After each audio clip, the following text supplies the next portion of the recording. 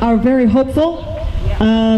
I belong to a think tank and a group of like-minded American citizens who consider ourselves conservatives, and we support our new president and hope very much that he is going to change things. He's already begun to change quite a bit, not just domestically, which is sort of, internal stuff, on our economy and business and jobs and that kind of thing, which we care about a lot, but internationally.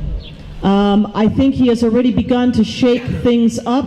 I would name especially this recent trip that he took internationally. It was his first trip abroad as president, when he went to Riyadh, Saudi Arabia, and then he went to Israel, and then he went on to Europe for meetings with NATO and the G7.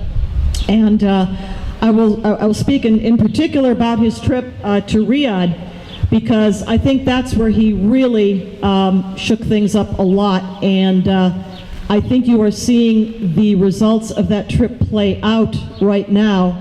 I think he was instrumental in bringing together the group, the alliance of Saudi Arabia, the United Arab Emirates, and other Gulf states in an alliance. Now I would say an alliance of a bunch of Sunni mob bosses, because that's who they were. They're collected in Riyadh.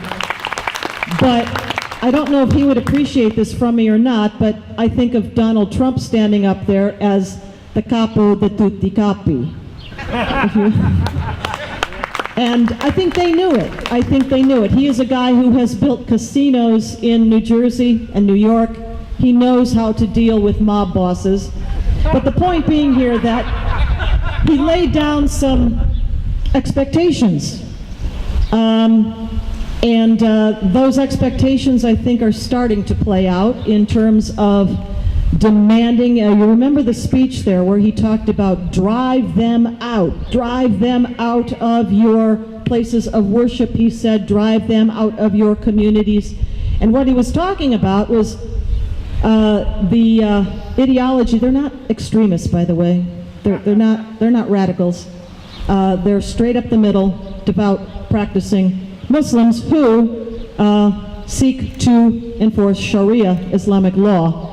And I think those to whom he was speaking understood that. The other thing about the Riyadh speech and trip, I think, was to form an alliance against the encroaching, very aggressive Shiite crescent, as we call it, the expansion of the jihadist regime in Tehran, which literally, if you look at the map, is surrounding the Arabian Peninsula with terror proxy allies and regimes, from Beirut to Baghdad to Damascus to Tehran itself, and then around, if you will, even to Yemen.